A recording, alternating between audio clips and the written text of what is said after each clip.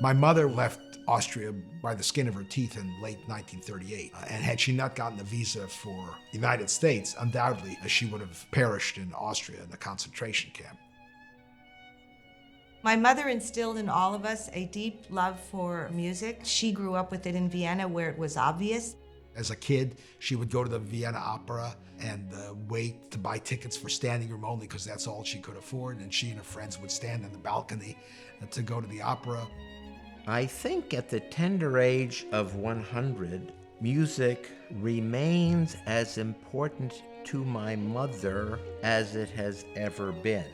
So Viennese culture, Viennese Jewish culture, even as refugees, was very present in our house. I think among the formative memories is my grandmother cooking Apfelstrudel or preparing the Sabbath meal and, whistling Viennese waltzes as she did.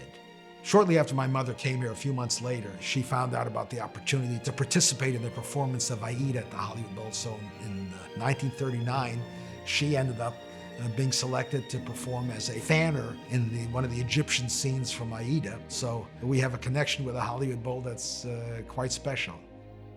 I think what drew her to the Philharmonic was the music. It brings her to life. When she is at a concert, I have never seen anybody else like it. The music is her constant companion.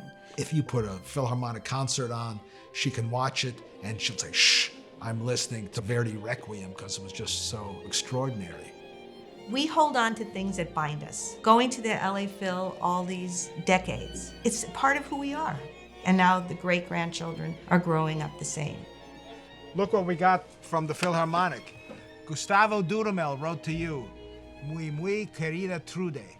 A very happy 100th birthday from all of us at the LA Phil. Thank you for your enduring love of music and your orchestra, the LA Phil. You inspire all of us. Warm regards, y todo mi cariño, Gustavo. She loves to watch Dudamel. She gets excited when she sees him. She calls him Wurschelkopf, which means curly-headed guy. Every Friday night, our family gets together for the Sabbath meal, for Shabbat. It gives form and measure and rhythm to life. That every Friday night, you can count on being in a place where you're safe and happy. I think Shabbat may be a little bit of a metaphor for how the concerts and music work. It does bring people together. There's a common ground and a common experience. Her family is the center of her life. And now we mark the week together, and through her, there is this continuity of 4 generations living together. The arts are what kind of transcend human experience and what really moves us.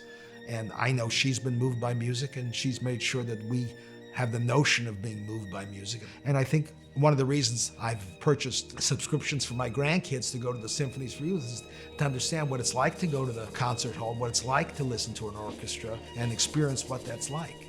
When it comes to listening to music, she's been doing this for close to 100 years. So I guess that gives us all hope.